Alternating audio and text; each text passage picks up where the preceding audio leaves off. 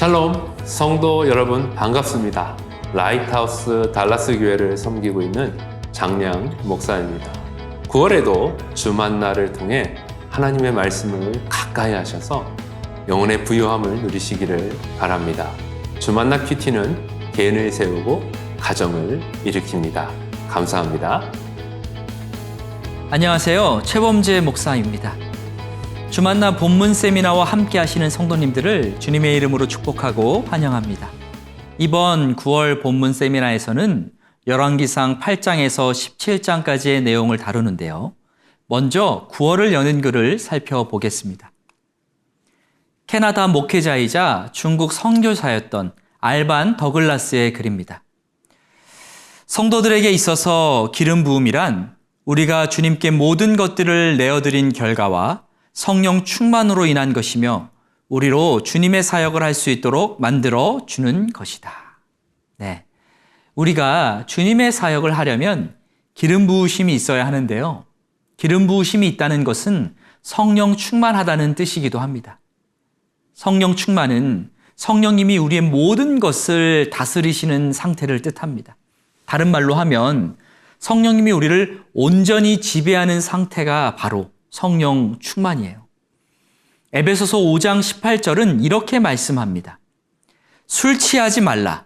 이는 방탕한 것이니 오직 성령으로 충만함을 받으라. 아멘. 술 취하는 것과 성령으로 충만함을 받으라는 것이 비교되면서 기록되어 있지요. 술과 성령을 비교하는 이유 중 하나는 지배력과 관련되어 있습니다. 술에 대해서 흔히 하는 이야기가 있잖아요. 처음에는 사람이 술을 먹지만 나중에는 술이 사람을 먹는다는 거죠. 이 말은 술이 점차 그 사람을 지배한다는 뜻입니다. 그래서 술에 취하면 통제력을 잃고 마음 깊은 곳에 있는 것들이 막 나오기 시작하죠. 취중 진담이라는 말이 있잖아요. 근데 그게 좋은 말만은 아닙니다. 자기 통제가 되지 않아서 실수를 하기도 하고 또 심각하면 술 때문에 범죄를 저지르기도 하는 거죠. 그래서 사도 바울은 술의 다스림을 받지 말고 성령님의 다스림을 받으며 살라고 말씀한 것입니다. 술의 다스림을 받으면 타락한 본성대로 가는 거고 성령님의 다스림을 받으면 우리의 본성을 넘어서 하나님의 성품과 하나님의 능력이 나타나는 것입니다. 성도 여러분, 성령님의 다스림을 사모하시고 간구하시기 바랍니다. 성령님께 나를 온전히 내어 맡기셔서 하나님의 원래 형상대로의 삶을 살아가실 수 있기를 바랍니다. 그럴 때 우리의 사역의 현장에 귀한 성령의 열매들이 맺혀질 것입니다.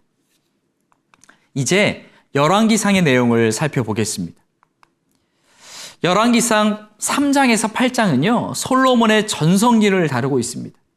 그 중에서 8장은 솔로몬의 성전 건축을 마치고 성전을 봉헌하는 장면이죠.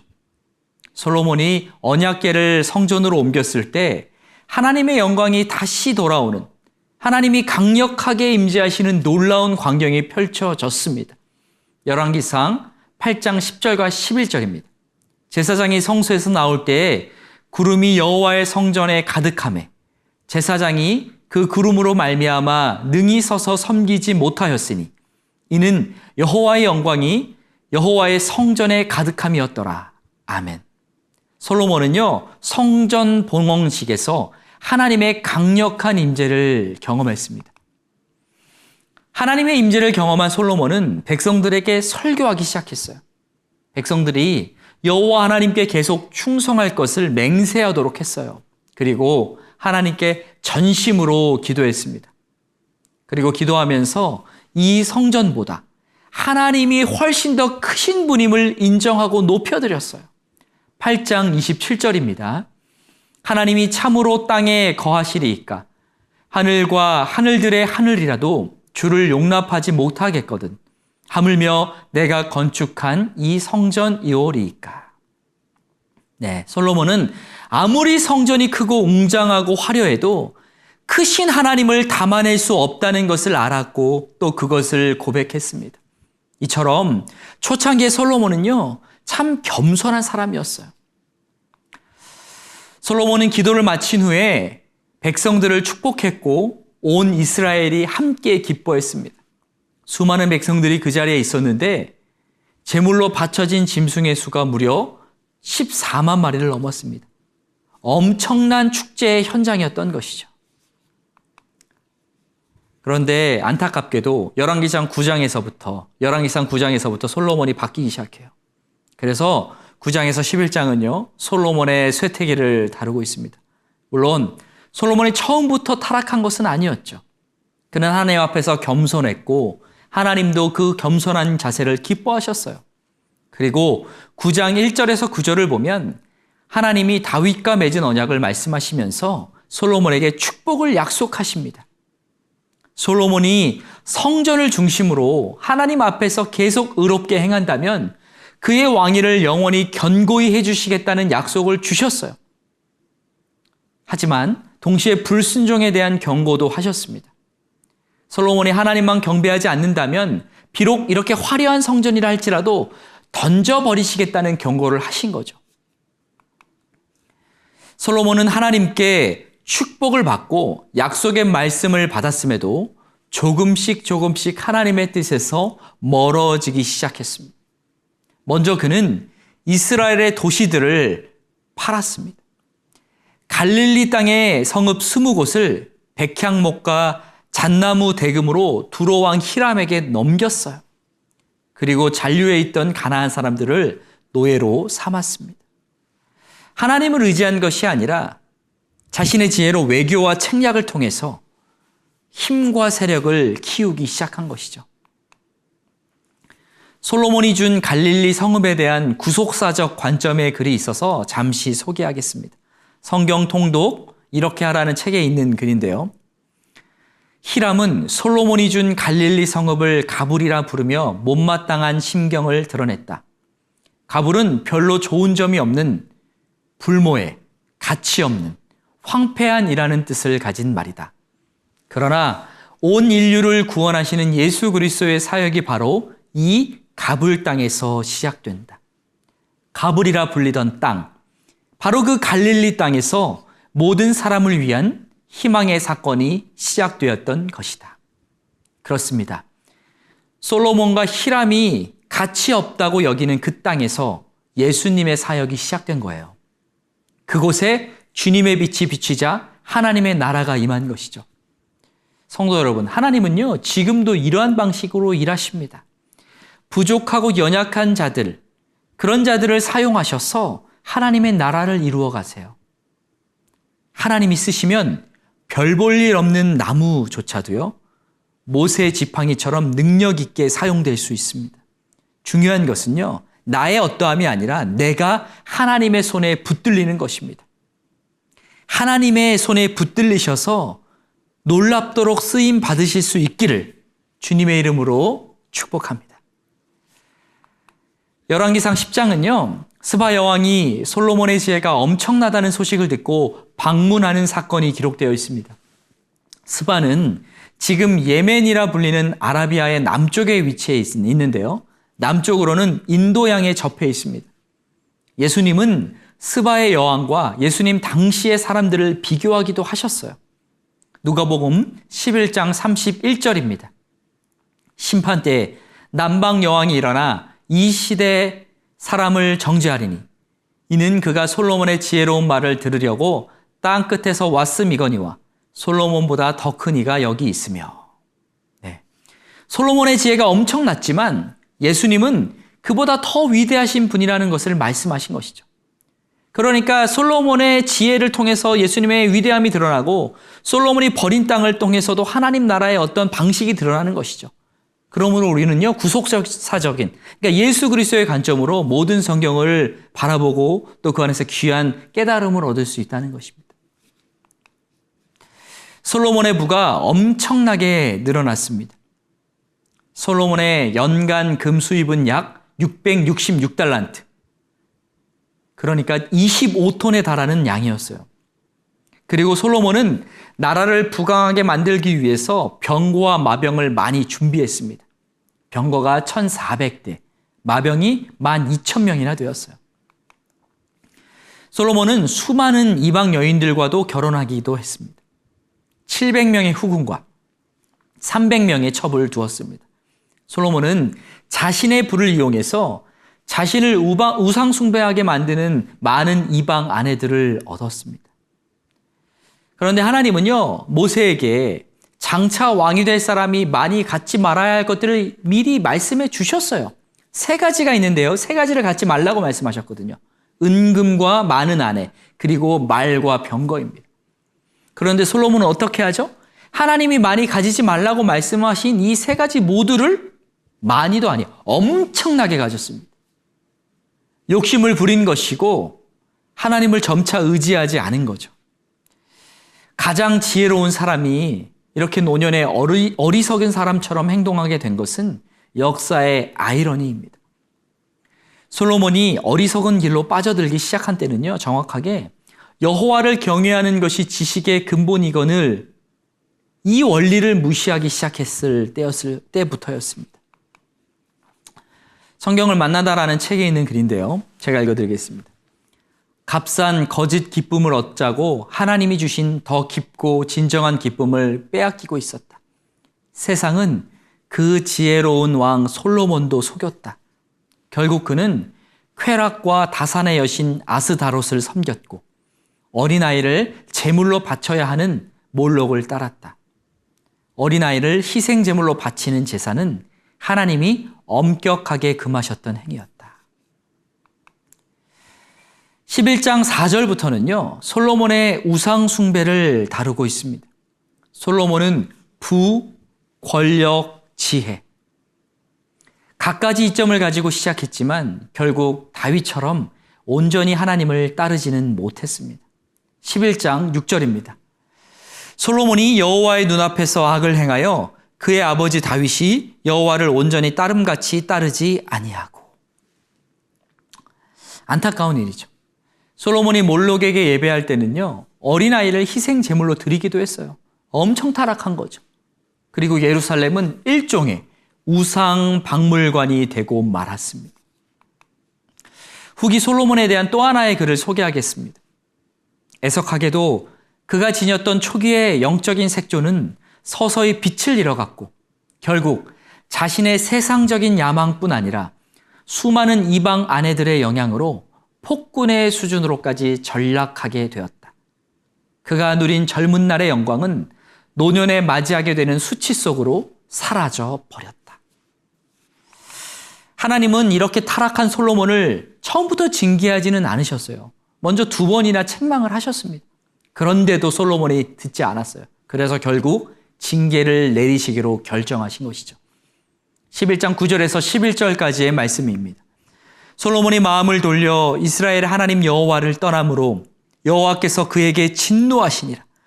여호와께서 일찍이 2번이나 그에게 나타나시고 이 일에 대하여 명령하사 다른 신을 따르지 말라 하셨으나 그가 여호와의 명령을 지키지 않았으므로 여호와께서 솔로몬에게 말씀하시되 내게 이러한 일이 있었고 또 내가 내 언약과 내가 내게 명령한 법도를 지키지 아니하였으니 내가 반드시 이 나라를 내게서 빼앗아 내 신하에게 주리라. 결국 솔로몬의 이 나뉘어진 마음 때문에 나라도 둘로 나뉘어지게 된 것이죠. 하나님은요, 불순종한 이 솔로몬을 여러 방면으로 징계하셨습니다. 하닷과 르손이라는 인물이요, 솔로몬의 대적이 되게 하셨어요. 말씀은 단순히 하닷과 르손이 솔로몬에게 반기를 들었다고 이야기하지 않습니다. 오히려 말씀은 여호와 하나님이 그 둘을 시켜서 솔로몬을 대적하게 하셨다고 이야기합니다. 다윗 왕조와 맺은 하나님의 언약은 계속되지만 나라는 2조각으로 쪼개지고 맙니다. 하나님은 나라를 둘로 나누시면서 북쪽의 10지파를요, 여로보암에게 주십니다. 그러면서 여로보암에게 다윗과 솔로몬에게 주신 것과 동일한 약속을 주셨어요. 11장 38절 말씀입니다. 내가 만일 내가 명령한 모든 일에 순종하고 내 길로 행하며 내 눈에 합당한 일을 하며 내 종 다윗이 행함같이 내 율례와 명령을 지키면 내가 너와 함께 있어 내가 다윗을 위하여 세운 것 같이 너를 위하여 견고한 집을 세우고 이스라엘을 내게 주리라. 아멘. 그러니까 여로보암이 순종하기만 하면 계속해서 복을 주시겠다고 약속하셨습니다. 솔로몬은요, 이렇게 하나님께서 나라를 나누고자 하시는 그 상황, 분열이 심화되는 상황 속에서 죽고 말았습니다. 참 비참하게 죽은 거예요. 솔로몬이 죽은 뒤에 그의 아들 르호보암이 왕이 되었는데요. 본격적으로 이제 나라 내부에 문제가 생기기 시작합니다. 이스라엘 백성들이 여로보암과 함께 르호보암에게 찾아가서 멍에를 가볍게 해달라고 요구합니다. 그동안 솔로몬 때에 너무 많은 노역을 해서 힘들었다고 하소연한 거예요. 제발 그 노동을 줄여달라는 거죠. 12장 4절입니다. 왕의 아버지가 우리의 멍에를 무겁게 하였으나 왕은 이제 왕의 아버지가 우리에게 시킨 고역과 매운 무거운 멍에를 가볍게 하소서. 그리하시면 우리가 왕을 섬기겠나이다. 이렇게 백성들이 요구했지만 르호보암이요 어리석게 대응합니다. 노역을 가볍게 하기는커녕 오히려 더 가중시키겠다고 말을 했어요. 그래서 화가 난 북쪽 지파들이요 반역을 하는 겁니다. 유다와 베냐민 지파를 제외한 10지파가 솔로몬을 떠났어요. 솔로몬의 그 왕국을 떠났어요. 북왕국 이스라엘을 형성합니다. 그리고 르호보암이 아닌 솔로몬의 아들인 르호보암이 아닌 여로보암을 왕으로 추대합니다. 그런데 여기서 흥미로운 것이 있어요. 여로보암이요 누구냐면 솔로몬의 군대 관료였다는 겁니다. 하나님은요 솔로몬 왕과의 최측근을 통해서 솔로몬 왕가를 무너뜨리셨습니다. 여기서 우리는 모든 관계의 주인이 하나님이시라는 교훈을 얻을 수 있습니다. 우리가 관계를 위해서 아무리 노력을 해도요 하나님이 관계를 흩으시면 끝나는 거예요.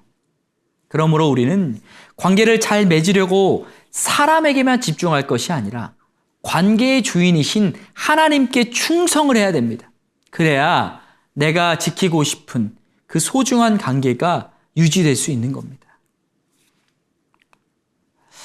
여로보암은 하나님의 은혜로 북이스라엘의 왕이 된 사람입니다. 하나님은 그가 순종하면 그의 왕국을 영원히 지켜주시겠다고 약속하셨어요. 그런데 여로보암이 어떻게 되죠? 그 하나님의 뜻을 저버리고 맙니다. 죄를 짓기 시작했어요. 그는 세겜을 도읍으로 정했습니다. 여기까지는 괜찮아요. 그런데 그는 이스라엘 백성들이 예루살렘 성전에 올라가지 못하도록 베델과 단에 금송아지 우상을 만들었습니다. 백성들이 정기적으로 남쪽에 있는 예루살렘 성전에 가면 그들의 마음이 자신을 떠날까봐 두려웠기 때문입니다.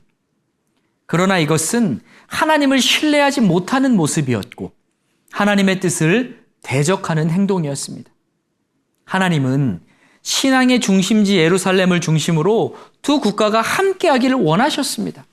이스라엘의 모든 성인 남자들은요, 율법에 따라서 1년에 3차례씩 유월절 그리고 오순절 장마절에 예루살렘에 가야 했어요. 그런데 여로보암은요, 백성들의 마음을 뺏길까 봐, 자신의 지배력이 약화될까 봐 그것을 유지하기 위해서 하나님의 말씀을 어기고 말았습니다. 12장 28절입니다. 이에 계획하고 두 금송아지를 만들고 무리에게 말하기를 너희가 다시는 예루살렘에 올라갈 것이 없도다. 이스라엘아, 이는 너희를 애굽 땅에서 인도하여 올린 너희의 신들이라 하고. 너무 안타깝죠. 자신에게 왕의 자리를 주신 분이 하나님이신데 그 왕의 자리를 이제 자신의 것으로 생각한 거죠. 그리고 자신의 힘으로 지키려고 한 겁니다. 그리고 그것을 위해서 그 왕의 자리를 주신 하나님을 완전히 저버린 거죠. 배은망덕한 행동이라고 할 수 있습니다. 우리 역시 이렇게 연약하여 넘어질 때가 있죠.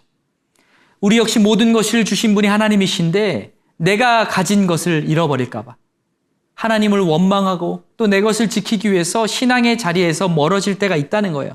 그런 적은 없는지 돌아보시고 평생에 그러한 어리석은 행동을 하지 않으실 수 있기를 주님의 이름으로 축복합니다. 내가 가진 모든 것이 하나님의 것임을 인정하셔야 됩니다. 계속해서 여로보암의 죄에 대해서 살펴보겠습니다. 그는 레위 자손이 아닌 보통 백성으로 제사장을 삼았습니다. 그리고 장막절 절기를 8월 15일로 한 달 연기시켰어요. 여로보암의 관심사는 북쪽 이스라엘 백성들이 예루살렘 예배에 참여하는 것을 막는 거였어요. 여로보암은 신앙을 정치에 종속시키고 하나님을 자신의 왕권을 강화하기 위한 수단으로 전락시켜 버렸습니다.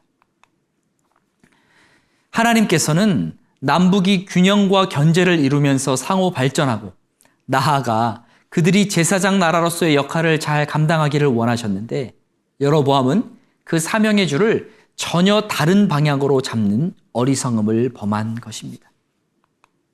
이제 솔로몬의 아들이자 남왕국 1대 왕인 르호보암에 대해서 살펴보겠습니다. 르호보암은 솔로몬과 암몬 여인 나아마의 소생이었습니다.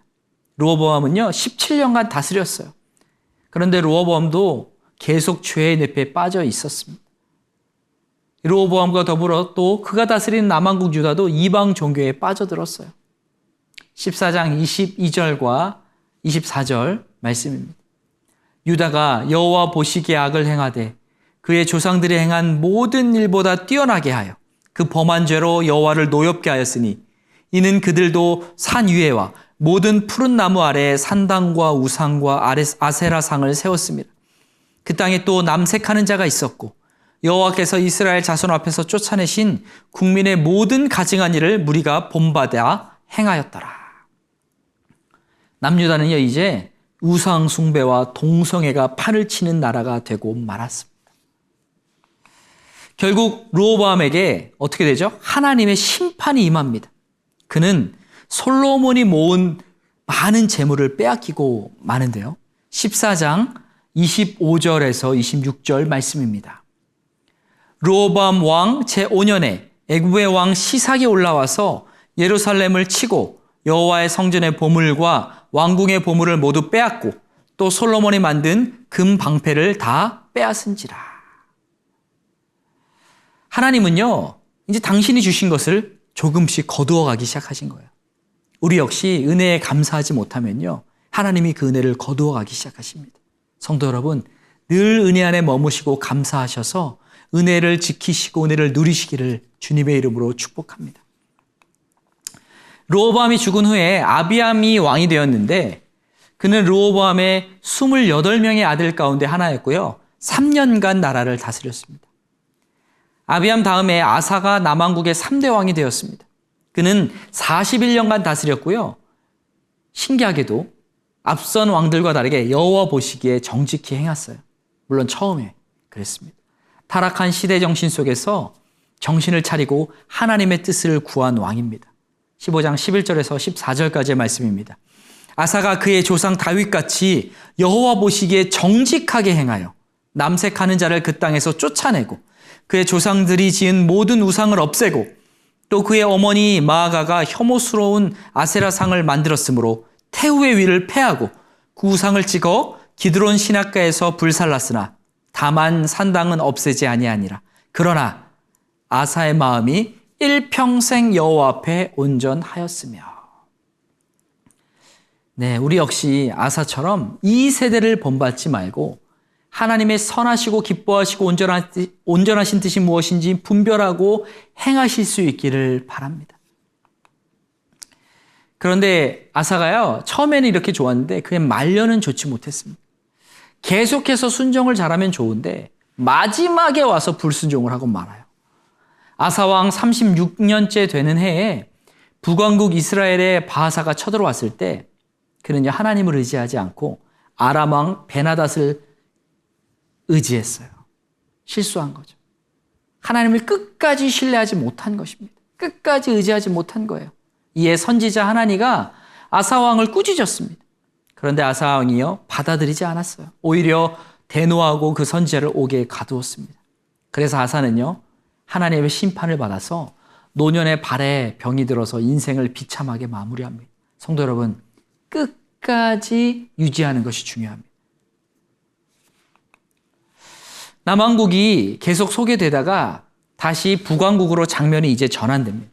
북왕국 2대 왕은요, 나답입니다. 나답은 여로보암의 아들로 2년간 다스렸어요.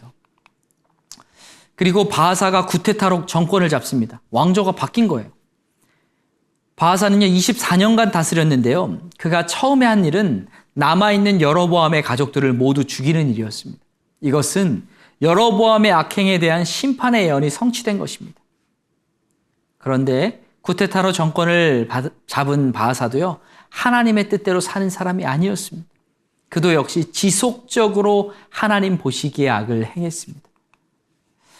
바하사 죽은 후에 그의 아들인 엘라가 북왕국 4대 왕이 되었는데요. 그는 2년간 북이스라엘을 다스렸습니다. 엘라 이후에 북왕국 5대 왕은 시므리인데요. 시므리는 엘라의 아들이 아니라 군대 장관이었습니다. 그러니까 그는 합법적으로 왕위를 계승한 것이 아니라 쿠데타로 엘라를 배신하고 왕권을 잡았습니다. 그런데 역대 가장 짧은 기간 7일 동안만 왕위를 유지했습니다. 시므리는 왕궁에 불을 지르고 자살했습니다. 시므리 다음의 왕은 오므리인데요. 오므리는 엘라의 또 다른 군대 장관이었습니다. 이스라엘의 무리가 오므리를 왕으로 세웠어요. 오므리는 12년간 다스렸습니다. 그는 즉위 6년째에 수도를 디르사에서 사마리아로 옮겼습니다. 그러니까 이때부터 사마리아가 북이스라엘의 중심지가 된 것입니다. 오므리가 죽자 그의 아들인 아합이 북왕국 7대 왕이 되었는데요. 아합은요, 이스라엘 역사상 최악의 통치자로 22년간 다스린 인물입니다. 아합은 하나님 앞에서 수많은 죄를 지었는데요. 아합의 아내 이세벨의 아버지는 시돈 왕 엣바알이었습니다. 엣바알은 바알이 함께한다는 뜻이에요. 아합과 이세벨의 혼인은 이스라엘과 두로 및 시돈 지역의 동맹을 공고히 하기 위한 방편이었습니다. 아합은 이스라엘의 우상 숭배를 도입하는 정도가 아니라 참 하나님에 대한 모든 경배를 폐하려고 했습니다. 16장 31절과 33절 말씀입니다. 느밧의 아들 여로보암의 죄를 따라 행하는 것을 오히려 가볍게 여기며 시돈 사람의 왕 엣바알의 딸 이세벨을 아내로 삼고 가서 바알을 섬겨 예배하고 또 아세라 상을 만들었으니 그는 그 이전에 이스라엘의 모든 왕보다 심히 이스라엘 하나님 여호와를 노하시게 하였더라. 그 이전의 왕들도 하나님을 노하시게 했는데 아합과 그의 아내는요, 앞선 왕들보다 더 악했다는 거예요. 그러니까 성경에서 하나님의 마음을 가장 노하게 했던 부부가 바로 아합과 이세벨입니다. 아합 왕 때 하나님의 사람 엘리야가 등장하는 거예요. 위기 때 영웅이 등장하잖아요. 북이스라엘이 정치적으로는 부강해지지만 영적으로는 그 타락해지는 그 시점에 엘리야가 사역하기 시작했습니다. 엘리야는 하나님의 뜻을 받들어서 아합에게 가뭄을 예언하는 것으로 본격적인 사역을 시작했습니다. 17장 1절 말씀입니다. 엘리야가 아합에게 말하되 내가 섬기는 이스라엘의 하나님 여호와께서 살아계심을 두고 맹세하노니 내 말이 없으면 수년 동안 비도 이슬도 있지 아니하리라. 아멘.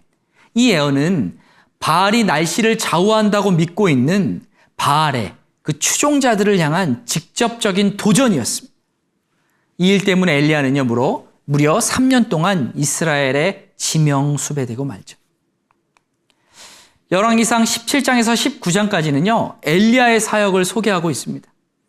가뭄으로 지명수배가 된 엘리야는 요단 앞 그릿 시냇가에 숨어 지냈는데요. 하나님께서 기적적으로 음식을 공급하셨습니다. 사람이 아니라 까마귀를 통해 음식을 제공하셨어요. 또한 하나님은 사르밧 과부를 통해서도 엘리야에게 음식을 제공하셨습니다. 하나님은요, 당신의 뜻을 전하다가 어려움에 처한 엘리야를요, 끝까지 책임져 주셨어요. 이처럼 우리가 먼저 그의 나라와 그 의를 구하면 하나님께서 우리의 생활을 책임져 주십니다. 성도 여러분, 하나님이 책임져 주신다는 확신을 가지고 계속해서 믿음의 길을 걸어가실 수 있기를 주님의 이름으로 축복합니다. 무엇보다 위기의 때에 엘리야가 사역했던 것처럼 이 영적으로 흔들리고 혼탁한 시대에 엘리야처럼 하나님의 사람으로 쓰임 받으실 수 있기를 주님의 이름으로 축복합니다. 이로써 9월 본문 세미나를 마쳤습니다. 성도 여러분, 우리는 영적인 품격을 계속해서 높여 나가야 합니다. 9월에도 하나님의 말씀을 사모함으로 큐티하셔서 영적인 품격을 높이시기를 바랍니다. 감사합니다.